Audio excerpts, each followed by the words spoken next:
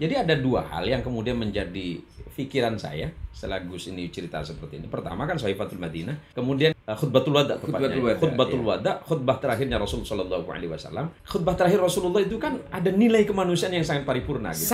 Sangat, bahkan hakun nisa. Hakun nisa. Ada bagian-bagian yang sering kita lewatkan nih Gus ya. Sering kita lewatkan ketika kita berbicara tentang hubungan manusia, dalam hal ini hubungan seorang pribadi muslim, seorang mukmin kepada Allah. Ketika dia menjadi sholih, taat, beribadah kepada Allah, dia menjadi pribadi yang baik. Tapi tantangannya adalah ketika dia keluar dari pagar rumah, dia harus menemukan fenomena yang berbeda. Ketika di rumah kita ini kan soleh nih, dengan anak istri, menjadi hamba yang betul-betul taat. Tapi ujian terberatnya adalah apakah kesolehan itu betul-betul bisa dirasakan oleh orang-orang di sekitar kita. Itu dia. Nah, maka saya melihat bahwa khutbatul wada, salah satu khutbah terakhir Rasul Sallallahu Alaihi Wasallam itu sangat-sangat menghormati nilai-nilai kemanusiaan. Nah, konteksnya hari ini begini Gus. Indonesia ini kan negara besar nih, dan Gus pasti sangat memahami. Negara nggak masuk akal. Iya, negara nggak masuk akal ya. Negara nggak masuk akal ya.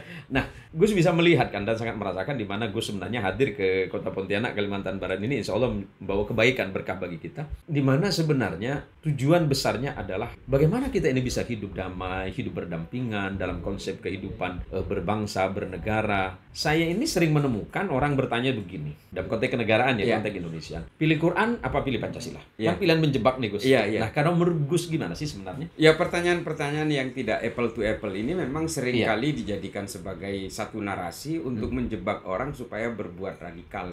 Ini juga metodologi yang dilakukan oleh kelompok-kelompok pengusung Wahabisme, Salafisme untuk menjebak orang dihadapkan kepada dua pilihan yang tanpa opsi lainnya. Nah, ketika pertanyaan yang seperti ini tidak apple to apple, nah ini yang kemudian menjebak orang kepada arah yang mengerucutkan orang kepada perasaan-perasaan merasa paling itu tadi. Nah, merasa paling ini kemudian mengerucutkan orang kepada jawaban yang sangat saklek bahwa dia akan mengeliminir jawaban yang lain dan kemudian mengglorifikasi jawaban yang lain. Nah, ini metodologi bagaimana cara infiltrasi ideologi-ideologi berbahaya yang mengatasnamakan agama ini selama ini bergulir. Tapi sebenarnya kalau kita mau melihat konsep negara, mungkin kita juga melihat bagaimana Nabi itu mengelola Madinah, bagaimana juga tulisan Ibnu Khaldun dalam Al-Muqaddimah itu betul, dengan konsep asobiyah. Ya, sebentar ini. Ini kayaknya terma yang kita bicarakan sama, terus basis pemikiran kita kok sama gitu.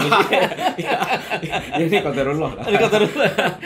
Ya, artinya sebenarnya orang-orang yang ingin mengembalikan, mereposisi fungsi agama sebagai bejana untuk kemanusiaan dan kedamaian pasti tidak akan jauh dari sini. Iya, betul, sama pemikirannya. Ya. Ini kan sama seperti pemikiran-pemikiran Ibnu Rushd, Ibnu Khaldun, dan juga orang-orang yang lebih mengutamakan kemanusiaan pasti. Iya.